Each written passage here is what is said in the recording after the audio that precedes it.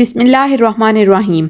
अस्सलाम वालेकुम my chemist family. ये है आपका favourite channel your free academia. उन बच्चों का चैनल जो केमिस्ट्री समझकर पढ़ना चाहते हैं।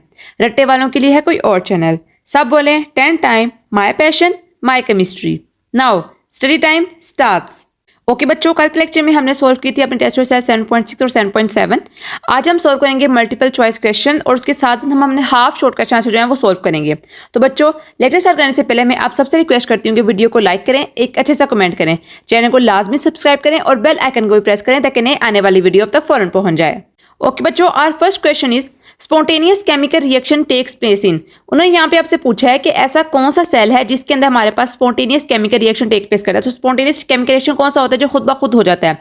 इलेक्ट्रोलाइटिक सेल नहीं, नेल्सन सेल और डाउन सेल ये दोनों इसी के टाइप हैं। जब इलेक्ट्रोलाइटिक सेल के अंदर हमारे पास जो स्पॉन्टेनियस केमिकल रिएक्शन नहीं हो रहा तो हमारे पास इन दो टाइप्स के अंदर कैसे होगा? तो इनका आंसर है ये नहीं। उसके बाद हमारे पास आ जाता है बी, गैल्वेनिक सेल। तो हमें पता है कि गैल्वेनिक सेल जो होता है वो एक ऐसा सेल होता है जिसके अंदर हमारे पास स्पॉन्टेनियस केमिकल रिएक्शन होता है वो होता है। Second question is formation of water from hydrogen and oxygen is. उन्होंने पूछा है कि आप फॉर्मेशन कर रहे हो किसकी? वाटर की। किस चीज से? हाइड्रोजन से प्लस ऑक्सीजन से। तो ये हमारे पास किस किस्म का रिएक्शन बन रहा है? Acid based reaction? Note at all, क्योंकि यहाँ पर कोई एसिड और बेस हमारे पास इन्वॉल्व नहीं है। डिकम्पोजिशन? नो। न्यूट्रलाइजेशन? बिल्कुल नहीं, सॉल्ट हमारे पास कोई नहीं बन रहा। बाकी रह जाता है हमारे पास रिडॉक्स रिएक्शन। तो बच्चों, रिडॉक्स रिएक्शन क्या होता है? जिसके अंदर हमारे पास एक सब्सटेंस होता है वो ऑक्सीडाइज हो रहा होता है जबकि दूसरे में हमारे पास रिड्यूस हो रहा होता है। तो हमारे पास इसके अंदर हमारे पास क्या होता है कि हाइड्रोजन और ऑक्सीजन आपस में रिड्यूस भी हो रही होती है और ऑक्सीडाइज भी हो रही होती है। हमारे पास इन रिटर्न जो हमारे पास वाटर प्रोडक्ट बन जाता है। तो ये हमारे पास क्या हुआ? ये एक रिडॉक्स रिएक्शन हुआ। Question number 3 is which one of the following is not an electrolytic cell. तो उन्होंने वही बात पूछी है हमसे कि इनमें से कौन सा हमारे पास इलेक्ट्रोलाइटिक सेल नहीं है। तो बच्चों, इसमें से कौन सा हमारे पास इलेक्ट्रोलाइटिक सेल नहीं है? तो जाहिर बात है इसके हमारे पास गैल्वेनिक सेल जो है वो इलेक्ट्रोलाइटिक सेल नहीं है। Question number 4 is the oxygen number of chromium in K2Cr2O7। इसके अंदर हमने फाइंड करना है ऑक्सीजन नंबर किसका? क्रोमियम का, K2Cr2O7। तो देखो बच्चों, सबसे पहले हमने फाइंड कर लेना है जिसका हमें नाउन है। K2 का क्या होता है? +1। सर 2 हमारे पास इसके नंबर ऑफ मॉलिक्यूल्स हैं, प्लस 2 इंटू एक्स। मैंने आपको बताया था कि इसके साथ भी 2 आएगा क्योंकि हमारे पास इसके 2 मॉलिक्यूल्स प्रेजेंट है क्रोमियम के और एक्स हमें पता नहीं है। Plus -2 into 7 is equal to 0। अब इसको हम सोल्व करें, 2 + 2x -14 इज इक्वल टू 0। आप इसमें से इसको मतलब कि माइनस करो तो आता है 2x - 12। अब हमारे पास माइनस नेगेटिव है, हम इसको इस साइड पे ले जाएंगे। जब हम इसको इस साइड पे ले गए तो हमारे पास हो गया 2x is equal to 12, x is equal to 12/2।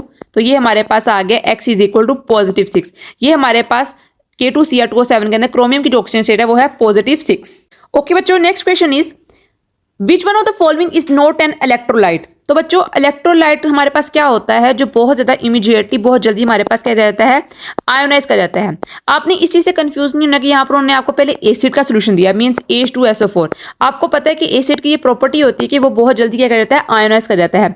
इस चीज से आपने बिल्कुल कंफ्यूज नहीं होना कि उन्होंने हमारे पास सारे आपको अगर ऑप्शन में एसिड दिए हैं और अगर आपको कोई और हमारे पास उन्होंने सॉल्ट दे दिया तो वो आयोनाइज नहीं होगा, आप एसिड को टिक कर दोगे। नो बच्चों, ऐसा नहीं करना। यहाँ पर उन्होंने यही केस दिया हुआ है। यहाँ पर दूसरी जो उन्होंने डी के ऑप्शन दिया वो क्या है? Sodium chloride. तो आपको पता है सोडियम क्लोराइड होता है वो बहुत जल्दी आयनाइज कर जाता है, ठीक है? तो ये हमारे पास आयंस बहुत जल्दी देता है। उसके बाद उन्होंने कहा है लाइम सोल्यूशन। तो बच्चों, आपको पता है कि लाइम जो होता है हमारे पास मींस लीमू जो होता है उसके अंदर हमारे पास क्या होता है? सिट्रिक एसिड, जो कि एक एसिड है और आपको पता है एसिड होता है बहुत जल्दी आयनाइज कर जाता है। और जो लास्ट में हमारे पास ऑप्शन बचता है वो है शुगर सोल्यूशन। तो आपको पता है जो शुगर होती है हमारे पास वो जल्दी आयनाइज नहीं करती है, ठीक है बच्चों? तो इसका आंसर क्या हुआ? Sugar solution. Question number 6 is the most common example of क्रोयन इज। तो बच्चों, आपको इसका आंसर बगैर ऑप्शन पढ़े आपको आना चाहिए कि इसका आंसर क्या है? Rusting of iron. हमने इसके बारे में बहुत डिटेल से पढ़ा है कि रस्टिंग ऑफ आयरन कैसे होती है, क्यों होती है और इससे क्या मेथड है जिसको हम इसके थ्रू प्रिवेंशन कर सकते हैं। Question number 7 is Nelson cell is used to prepare caustic soda along with gases. Which one of the following gases produce करते हो? मोस्ट इंपोर्टेंट क्वेश्चन है बच्चों, मोस्ट इंपोर्टेंट क्वेश्चन। इसको याद रखना है कि जब भी हम नेल्सन सेल के थ्रू हम क्या प्रिपेयर करते हैं? Caustic soda. तो जो गैस हमारे पास कैथोड के ऊपर लिबरेट होती है वो होती है हमारे पास hydrogen gas. Question number 8 is during the formation of water from hydrogen and oxygen which one of the following does not occur. उन्होंने पूछा कि जब हम हाइड्रोजन और ऑक्सीजन को आपस में कंबाइन करते हैं तो हमारे पास क्या बनता है? वाटर बनता है। तो उन्होंने बताया कि इसमें से ऐसा कौन सा स्टेप है जो नहीं होता? Hydrogen has oxidise, oxygen gains electron, oxygen has reduce, hydrogen behave an oxidising agent. तो आपको से उन्होंने पूछा कि ऐसा कौन सा स्टेप है जो यहाँ पर नहीं हो रहा। आपको पता है कि हाइड्रोजन जो है वो हमारे पास ऑक्सीडाइज हो रही है, मींस कि इसके हमारे पास क्या हो रही है? लॉस ऑफ इलेक्ट्रॉन हो रही है। ऑक्सीजन तो हमारे पास गेन ऑफ इलेक्ट्रॉन करता है, no doubt. Oxygen has reduce, reduce का मतलब क्या है? उसने इलेक्ट्रॉन्स को गेन किया है। और लेकिन यहाँ पर दूसरी बात लिखी है hydrogen behave as oxidising agent. तो बच्चों, आपको पता है कि ऑक्सीडाइजिंग एजेंट कौन सा होता है? जो क्या करता है? इलेक्ट्रॉन को गेन करता है। तो हम यहाँ पर ये कह सकते थे कि oxygen behave as an oxidising agent, hydrogen behave as an oxidising agent, wrong है। तो इसका आंसर क्या हुआ, डी वाला, ये हमारे पास इसके अंदर नहीं होता है। Question number 9 is the formula of rust. यहाँ पर आपने फॉर्मूला लिखना है किस चीज का, रस्ट का। तो बच्चों आपको पता है, मैंने आपको बताया था Fe2O3.NH2O। ये याद रखना है, हमारे पास मोस्ट इंपोर्टेंट एमसीक्यू है कि फॉर्मूला जो होता है हमारे पास रस्ट का क्या होता है, ए वाला। Question number 10 is in the redox reaction between zinc and HCl the oxidising agent is. बच्चों इस तरह के क्वेश्चन को सॉल्व करने के लिए जरूरी है कि आप सबसे पहले एक केमिकल इक्वेशन लिखो इस चीज की। तो हमें पता है कि जिंक प्लस HCl आपस में रिएक्ट करें तो हमारे पास क्या बनाते हैं, ZnCl2 प्लस H। तो यहाँ पे 2HCl आएगा इसको बैलेंस करने के लिए। यहाँ पे ऑक्सीजन स्टेट चेक करो, यहाँ पर जिंक की जो है हमारे पास अपनी एक एलिमेंटल फॉर्म में प्रेजेंट है, तो यहाँ पर क्या आई है 0। जबकि यहाँ पर चेक करो तो यहाँ पर क्लोरीन की है -1 इंटू 2 मीन्स -2 इसकी ऑक्सीजन स्टेट है, तो जिंक की क्या होगी +2। जबकि H की यहाँ पर चेक करो तो यहाँ पर H की है +1, यहाँ पर क्लोरीन की है -1, लेकिन यहाँ पर हाइड्रोजन अपनी एलिमेंटल फॉर्म में प्रेजेंट है, तो हमारे पास ऑक्सीजन क्या होगी इसके ऊपर 0। तो देखो बच्चों यहाँ पर हाइड्रोजन के पास पहले एक इलेक्ट्रॉन की कमी थी, मींस कि इसको +1 इलेक्ट्रॉन इसके पास चाहिए था इसको, ठीक है, इसके पास एक कमी थी। अब यहाँ पर क्या हुआ है कि इसने यहाँ पर H0 मींस कि इसके पास कोई इलेक्ट्रॉन की अब कमी नहीं है, इसने इलेक्ट्रॉन की कमी को पूरा कर लिया है। तो इसका मतलब क्या हुआ है कि हाइड्रोजन जो है हमारे पास रिड्यूस हुआ है, इसने इलेक्ट्रॉन को गेन किया है। दूसरी तरफ अगर हम जिंक को देखें तो जिंक के पास पहले क्या था, 0 था, मींस अपने स्टेबल फॉर्म में था, लेकिन बाद में इसके ऊपर हो गया +2 मींस इसके पास 2 इलेक्ट्रॉन्स की डेफिशिएंसी होगी, तो ये क्या हुआ है, ऑक्सीडाइज हुआ, मींस इसने ऑक्सीडेशन किया। अब उन्होंने पूछा ऑक्सीडाइजिंग एजेंट। तो बच्चों ऑक्सीडाइजिंग एजेंट क्या होता है, ऑक्सीडाइजिंग एजेंट वो होता है जो हमारे पास क्या करता है, इलेक्ट्रॉन्स को गेन करता है। तो यहाँ पर इलेक्ट्रॉन को किसने गेन किया, यहाँ पर हाइड्रोजन ने इलेक्ट्रॉन को गेन किया, तो हमारे पास इस रिएक्शन के अंदर ऑक्सीडाइजिंग एजेंट कौन सा हुआ, H पॉजिटिव। ठीक है बच्चों, अब चलते हैं अपने शॉर्ट क्वेश्चन की तरफ। ओके बच्चों, अब हम सोल्व करते हैं अपने शॉर्ट क्वेश्चन आंसर्स। मैं आपको एटलीस्ट आज सिर्फ 5 शॉर्ट क्वेश्चन सोल्व करवाऊंगी ताकि आप अपने ऊपर बर्डन फील ना करें और आप इस तरह इसको समझें भी और इसको लर्न भी करें। तो बच्चों अब चलते हैं अपने क्वेश्चन नंबर 1 की तरफ। Define oxygen term of electrons, give one example. अब उन्होंने बताया कि आपने ऑक्सीजन बतानी है इन टर्म ऑफ इलेक्ट्रॉन्स की फॉर्म में, क्योंकि हमने इसकी 2 डेफिनेशन पढ़ी थी, इन टर्म्स ऑफ इलेक्ट्रॉन्स और हाइड्रोजन की फॉर्म में। तो बच्चों सबसे पहले हम देखते हैं in term of electrons. The loss of electrons by an atom और an ion is called oxygen. हमने पढ़ा था कि जब हम लॉस ऑफ इलेक्ट्रॉन्स कहते हैं उस चीज को तो हम क्या कहते हैं, ऑक्सीजन। और एग्जाम्पल कौन सी है, मैंने एग्जाम्पल आपका आप यहाँ से कॉपी कर लो जो मैं लिख रही हूँ यहाँ पर। For example sodium goes to sodium positive plus E-, यहाँ पर इसका ऑक्सीजन स्टेट यहाँ पर 0 था, जबकि यहाँ पर क्या हो गया +1। ठीक है, तो इसका ऑक्सीजन स्टेट चेंज हो गया, मीन 0 से 1 की तरफ इसने अपना एक इलेक्ट्रॉन लूज किया है। तो ये हमारे पास क्या हुआ, ये ऑक्सीडेशन हुआ। आप यहाँ से इसका पिक्चर ले सकते हो अपनी, आई एक्सपेक्ट कि आपने बुक ओपन की होगी, तो आप वहां से देख देख के अपना पढ़ भी रहे होगे और उसके ऊपर लिख भी रहे होगे। ओके बच्चों, second question is define reduction in terms of loss of gain of oxygen और hydrogen, give one example. A reaction in which hydrogen combines with a substance element और कंपाउंड, इसका रिडक्शन हमें पता है कि जब एक रिएक्शन के अंदर हमारे पास हाइड्रोजन कंबाइन करती है किसी भी सब्सटेंस के साथ, तो हम क्या कहते हैं कि हमारे पास रिडक्शन हुई है। एग्जाम्पल देखते हैं, for example H2 plus Cl2 goes to 2HCl in the presence of sunlight. Most important कि आपने लास्ट में ऊपर लिखना है कि सनलाइट की प्रेजेंस के ऊपर हमारे पास जो हाइड्रोक्लोरिक एसिड बन रहा है। तो कैसे हो रहा है यहाँ पर कि जो Cl2 है हमारे पास क्या कर रहा है, एक्सेप्ट कर रहा है हाइड्रोजन को। तो हाइड्रोजन को एक्सेप्टेंस को कहते हैं हमारे पास रिडक्शन कहते हैं इन टर्म्स ऑफ हाइड्रोजन। तो बच्चों अगर हम देखें in the terms of oxygen, तो हमें पता है कि ऐसा रिएक्शन जिसके अंदर ऑक्सीजन हमारे पास रिमूव्ड हो रही है एक कंपाउंड से, तो इसको हम कह देते हैं रिडक्शन। ऑक्सीजन क्या थी इन टर्म्स ऑफ ऑक्सीजन की, गेन ऑफ ऑक्सीजन हमारे पास थी, और रिडक्शन क्या थी, रिमूवल ऑफ ऑक्सीजन। तो इस रिएक्शन देखते हैं, CuO plus H2 goes to Cu plus H2O। ये हमारे पास क्या हो रहा है कि कॉपर ऑक्साइड के अंदर, क्यूपर ऑक्साइड के अंदर हमारे पास क्या हुआ है, यहाँ से ऑक्सीजन हमारे पास रिमूव हुआ है और वाटर H2 के साथ गया है और उसके साथ जाके उसने बाइंड किया है। तो हमारे पास जो कॉपर है हमारे पास वो क्या हुआ, अपनी एलिमेंटल फॉर्म में आ गया। तो यहाँ पर क्या हुई है, रिडक्शन, क्योंकि यहाँ पर क्या हुआ है, removal of oxygen. Differentiate between valency and oxygen state. तो बच्चों यहाँ पर आपको इसका क्वेश्चन आ जाए ना, डिफरेंशिएट बिटवीन वैलेंसी एनीथिंग, तो आपने इसका टेबल बना के लिखना है। एक तरफ आपने वैलेंसी के पॉइंट्स लिखने हैं और एक तरफ आपने ऑक्सीजन स्टेट के पॉइंट लिखने हैं। मैंने इसलिए ऐसे लिख लिया ताकि मैं आपको इस तरह समझा सकूं। Valency, the combining capacity of an atom of an element is called valency. तो बच्चों क्या होती है कि वैलेंसी कि आप किसी भी एटम या एलिमेंट की, मतलब कि जितने हमारे पास एक एलिमेंट के अंदर कितने हमारे पास उसके पास इलेक्ट्रॉन्स हैं उसको हम कंबाइन करें तो हमारे पास वैलेंसी आ जाती है। It is always a whole number. Whole number से मुराद क्या है कि हमेशा हमारे पास 1 2 3 मीन्स की होल नंबर में होगी, ये कभी हमारे पास फ्रैक्शन की फॉर्म में नहीं होगी वैलेंसी जो होगी।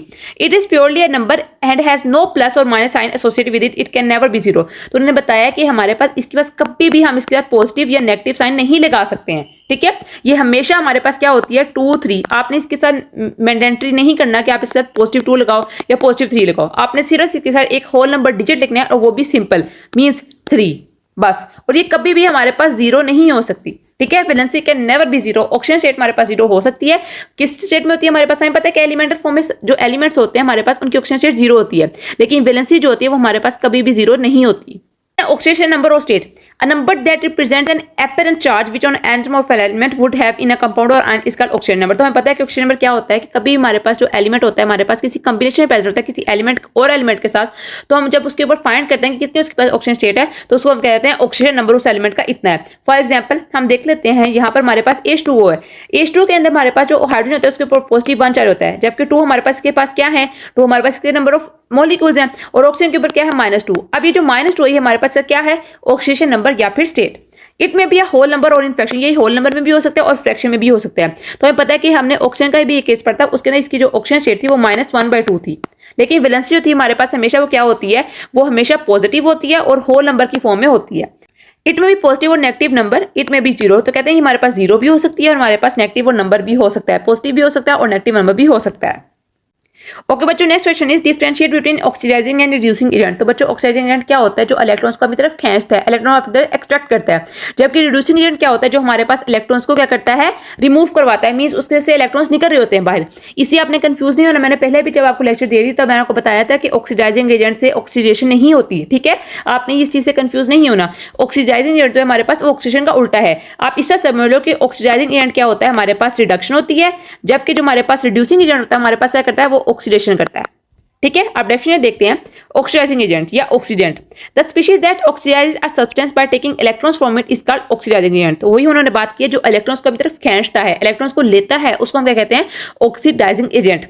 It is a substance atom और ion molecule whose oxygen number decreases, ये हमारे पास वो होता है जिसका ऑक्सीजन नंबर डिक्रीज करता है, ठीक है। रिड्यूसिंग एजेंट क्या है हमारे पास, the species that reduce substance by donating electrons to it is called reducing agent. तो रिड्यूसिंग एजेंट क्या होगा, जाहिर ही बात है जिसने इलेक्ट्रॉन्स को दे दिए हैं तो उसके पास इलेक्ट्रॉन्स की डेफिशिएंसी होगी है, तो वो ऐड करेगा किस तरह, एज एन रिड्यूसिंग एजेंट, क्योंकि उसने अगले वाले बंदे को, अगले वाले सब्सटेंस को क्या किया है, रिड्यूस्ड किया है, उसको इलेक्ट्रॉन्स दिए हैं उसने। देन हमारे पास differentiate between strong and weak electrolytes. तो बच्चों ये मोस्ट इंपॉर्टेंट क्वेश्चन है, आपको पता होना चाहिए कि वीक इलेक्ट्रोलाइट स्ट्रॉन्ग इलेक्ट्रोलाइट क्या होता है। जो जल्दी आयनाइज हो जाए हमारे पास सोल्यूशन के अंदर वो एक हमारे पास स्ट्रॉन्ग इलेक्ट्रोलाइट है और उसके पास इलेक्ट्रिक करंट भी हमारे पास फ्लो करता है। ये हमने टेस्ट ट्यूब सेल में बहुत अच्छी तरह किया हुआ है, आप वो वाली वीडियो भी देख सकते हो टेस्ट ट्यूब सेल, जिसके मैंने ये बताया हुआ है और बताया भी हुआ कि इसको आप किससे कितने पॉइंट्स में आप उसको डिफरेंशिएट कर सकते हो। तो डेफिनेशन देखते हैं स्ट्रॉन्ग इलेक्ट्रोलाइट की, an electrolyte which ionise completely in an aqueous solution is called strong electrolyte. For example NaCl, NaOH या H2SO4 आना है यहाँ पर। NaCl कैसे हमारे पास करता है, अपने आयनाइज करता है, goes to Na positive plus Cl minus, ये आयनाइज हो चुके हैं हमारे पास, एक स्ट्रॉन्ग इलेक्ट्रोलाइट है। Weak electrolyte, an electrolyte which does not ionise completely in an aqueous solution is called weak electrolyte, means CH3COH H2CO3 COH2। मैं यहाँ पर लिख देती हूँ, यहाँ पर क्लियरली नहीं है, CH3COH H2CO3 और CaOH2, ये हमारे पास क्या है, ये सारे हमारे पास वीक इलेक्ट्रोलाइट है। ये आयोनाइज तो होते हैं, इस चीज से आपने कंफ्यूज नहीं होना कि हमारे पास मुकम्मल तौर पे आयनाइज नहीं हो रहे, आयनाइज हो रहे हैं लेकिन पार्शली तौर पर, मींस के थोड़ी मिकदार के अंदर। इनके पास जो हमारे पास CH3COH है हमारे पास ये कंप्लीटली तौर में ज्यादा प्रेजेंट है in respect of its ions, तो इसको हम कहते हैं कि हमारे पास एक वीक इलेक्ट्रोलाइट है।